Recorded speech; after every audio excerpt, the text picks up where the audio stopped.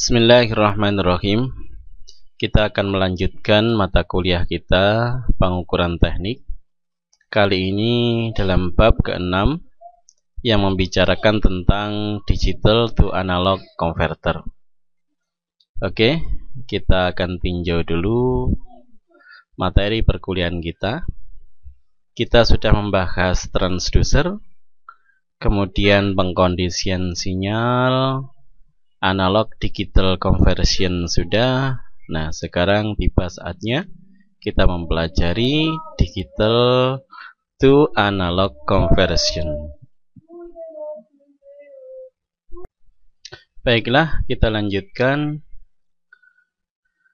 Sebenarnya digital to analog converter ini banyak sekali kita jumpai dalam kehidupan kita sehari-hari. Banyak sekali aplikasi dari DAC ini. Salah satu contoh dalam bidang audio misalkan, maka kita sering memakai yang namanya MP3 player. Data-data yang tersimpan dalam MP3 player ini dalam bentuk digital, tapi dia dikeluarkan dalam bentuk suara. Suara ini bentuknya adalah analog. Oke. Selain itu, kita juga menemui dalam bidang video. Video yang kita punya ini pun juga memakai DAC, yaitu digital to analog converter. Data-data yang tersimpan dalam disk ini, dalam CD ini dalam bentuk digital, angka-angka yang tersimpan dalam lubang-lubang cahaya di sini. Nah, sehingga kalau disinari, kalau pas lubang bernilai 0, kalau pas tidak berlubang dia bernilai 1, 1, 0, 1, 0, 1, 0, disimpan muter di sini.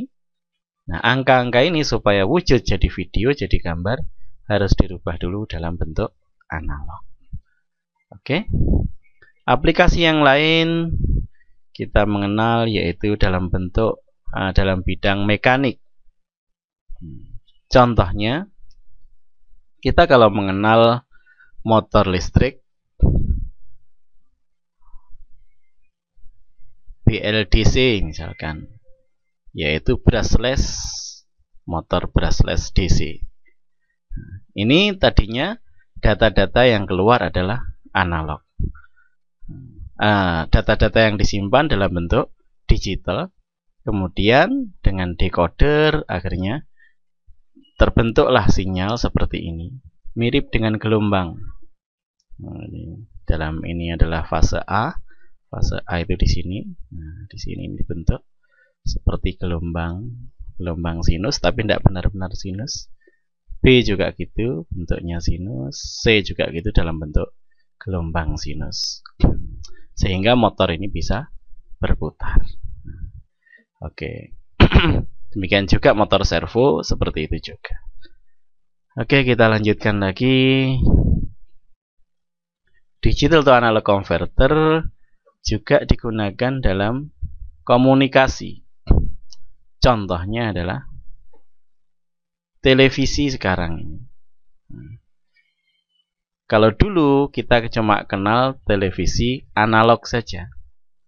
Jadi suara di sini dan gambar di sini disatukan jadi gelombang-gelombang analog, dikirimkan langsung ke televisi. Sehingga kalau ada terang di sini gelombangnya lebih tinggi, kalau gelap gelombangnya rendah, demikian. Di-scan mulai dari titik sini ke sana. Nah, kemudian titiknya pindah ke bawahnya dengan kecepatan tinggi sehingga membentuk gambar seperti ini. Ini adalah televisi analog. Nah, sekarang ini banyak televisi yang sudah menggunakan digital. Nah, sekarang meskipun televisinya analog, tapi dari pemancar ke stasiun-stasiun relay itu dalam bentuk digital. Karena lebih murah, satu channel, satu kali pancar, dia bisa memancarkan berpuluh-puluh bahkan ratusan sampai ribuan channel. Sehingga menghemat, tidak harus satu relay itu cuma satu jalur, tapi ini bisa dipakai multi jalur. Telepon pun juga seperti itu. Telepon analog, satu kabel cuma bisa dilewati satu suara. Tapi kalau telepon digital, maka satu kabel bisa dimultiplex, ada frekuensi multiplexing, ada time division multiplexing, macam-macam itu, sehingga digitalnya itu bisa dipadatkan. Nah, jadi digitalnya itu bisa data-data digital bisa dipadatkan sehingga bisa mengirim ribuan suara dalam satu kabel. Itulah contoh-contohnya. Oke, kita lanjutkan lagi. Apa saja jenis-jenis digital to analog converter? Banyak ragamnya. Di antaranya adalah pulse width modulator atau biasa disebut PWM. PWM ini sering dipakai untuk motor listrik, untuk mengatur putaran motor listrik, kecepatannya, ini memakai PWM. Oke, kita lanjutkan lagi. Ada oversampling DAC dengan mempermainkan frekuensinya dan lain sebagainya. Ini agak rumit pembahasannya. Mungkin kita nanti tidak perlu membahas oversampling DAC. Oke, yang lainnya saja sebagai gambaran. Di sini binary weighted DAC. Ini menggunakan teorema Thevenin dengan mengatur mengatur saklar-saklar yang melalui suatu rangkaian resistor seri. Terus kemudian R2R ladder DAC. Ini pun juga memakai teorema Thevenin sehingga masukan digital bisa keluar jadi analog. Oke. Ada lagi successive approximation DAC. Dan macam-macam yang lainnya. Oke. Sementara nanti kita cuma akan membahas yaitu yang pertama PWM. PWM ini kita akan bahas karena banyak sekali hubungannya dengan motor listrik, dengan mekanik yang kita pakai. Kemudian binary weighted, ini untuk memahami, untuk masuk ke R2R, kita bahas dulu binary weighted DAC. Kemudian R2R ladder DAC. Oke, sedangkan yang lain bisa kalian pelajari sendiri, banyak sekali literatur ya di internet maupun di buku-buku banyak. Oke. Kita lanjutkan. Yang pertama kita bahas yaitu PWM. Pulse width modulator. Bagaimana sih cara kerjanya pulse width modulator? Kok keliru-keliru ini, sudah ngantuk. Oke. Misalkan ini ada motor listrik. Motor listrik ini tidak kita kasih arus. Arusnya cuma min terus, jadi digrafikan seperti ini, minus terus. Maka tentunya motor listrik ini tidak berputar. Sekarang kalau kita kasih plus tapi jarang-jarang, jadi mati, dihidupkan sebentar, matikan lagi, dihidupkan sebentar, matikan lagi, seperti ini. Lama matinya daripada hidupnya.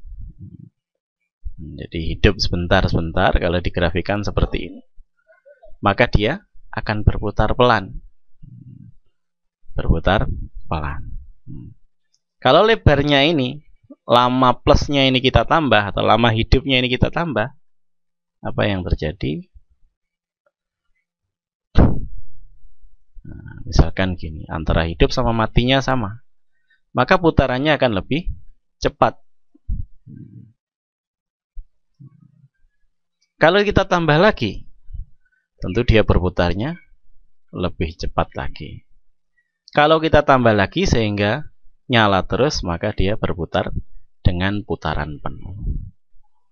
Nah, prinsipnya seperti itu PWM itu. Jadi PWM itu mengatur bagaimana waktu penyalaan ini disaklar pakai saklar elektronis, sehingga putaran motor bisa diatur kecepatannya.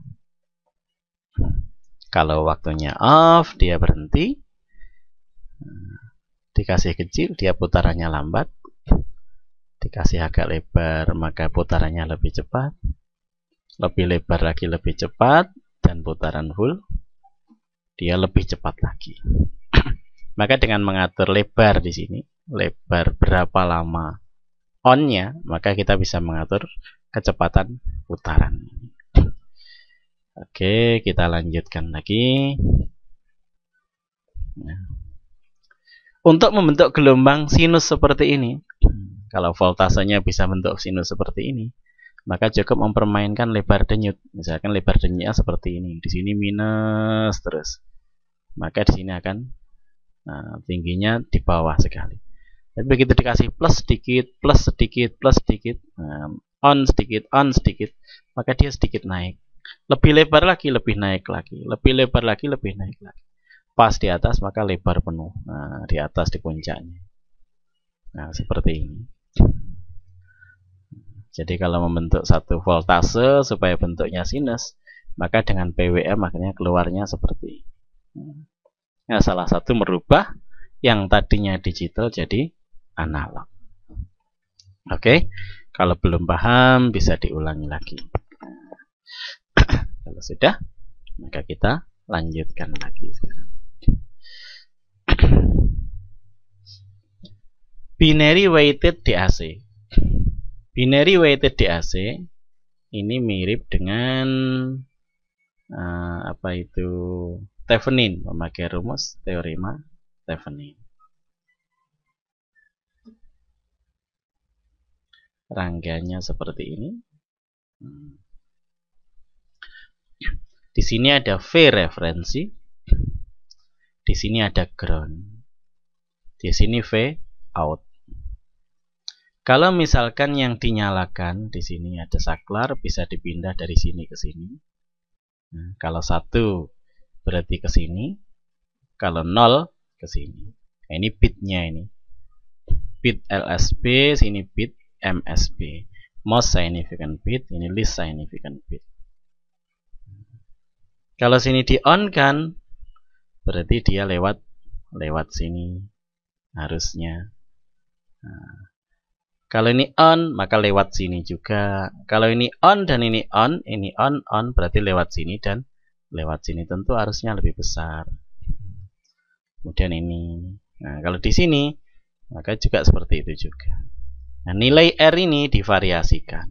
Mulai R, R per 2, R per 4, R per 8.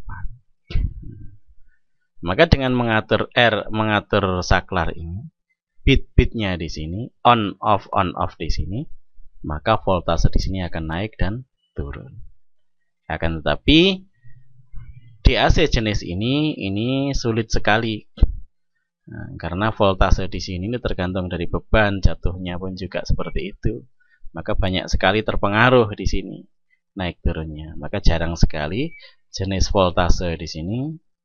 Nah, voltase binary weighted DAC ini jarang sekali digunakan. Oke. Sebagai gantinya orang memakai current atau arus. Nah, sini sama seperti tadi, sama pakai R, 2R, 4R, 8R.